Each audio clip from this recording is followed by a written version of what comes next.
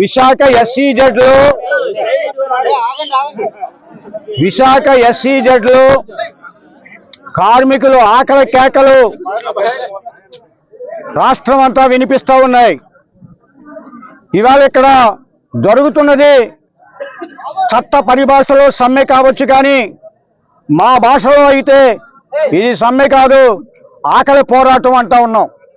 ఎందుకు ఈ ఆకలి పోరాటం అంటున్నామంటే, సంవత్సరం కాలంగా మీరు సక్రమంగా జీతాలు చెల్లించట్లా, 6 నెలల కాలంగా అసలు జీతాలు చెల్లించట్లా, 7.5 నెలల జీతాలు బకాయి పడి ఉండే యాజమాన్యం.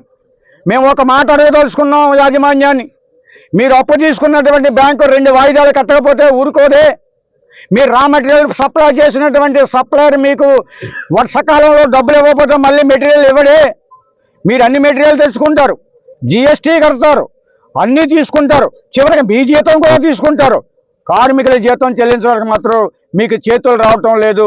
వీళ్ళంతా పస్తులుంటూ ఉన్నారు. పిల్లల పాల ప్యాకెట్లు కూడా డబ్బులు లేని పరిస్థితుల్లో, గత్యంతరం లేని పరిస్థితుల్లో ఇవాళ గేటు బయటకు వచ్చాడు.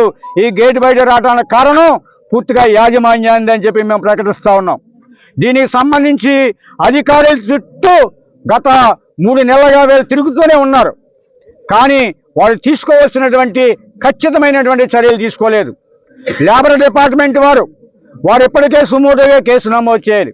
పిఎఫ్ డిపార్ట్మెంట్ వారు ఎంత దుర్మార్గం అంటే, సంవత్సరం కాలంగా వీరి జీతాల నుండి నెలకి 30 పన్నెండులు తగినగా 3,600 రూపాయలు వీళ్ళ జీతాన్ని నుంచి కోస్తారు. ఈ వాళ్ళ కంట్రిబ్యూషన్ ఏరు వీళ్ళ దగ్గర తీసుకున్న డబ్బు కూడా పిఎఫ్ జమ చేయలేదు. ఇంతటి దుర్మార్గమైనటువంటి ఆర్థిక నేరాన్ని పాల్పడుతూ ఉంది ఈ కంపెనీ. ఎందుకు ఆర్థిక నేరం అంటున్నామంటే, వారికి తెలుసు కంపెనీ చట్టం 2013 ప్రకారం 447 సెక్షన్ ప్రకారం కార్మికుల జీతాలు చెల్లించకపోతే దాన్ని ఉద్దేశపూర్వకమైనటువంటి మోసంగా ప్రకటిస్తూ ఉంది.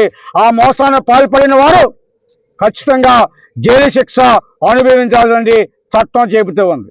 అందుకని మీరు ఆ పరిస్థితి తెచ్చుకోవద్దు. ఖచ్చితంగా ఈ కంపెనీ నిలబడాలి, ఈ కంపెనీలో వీరు కూడా గౌరవంగా ఉద్యోగం చేయాలి.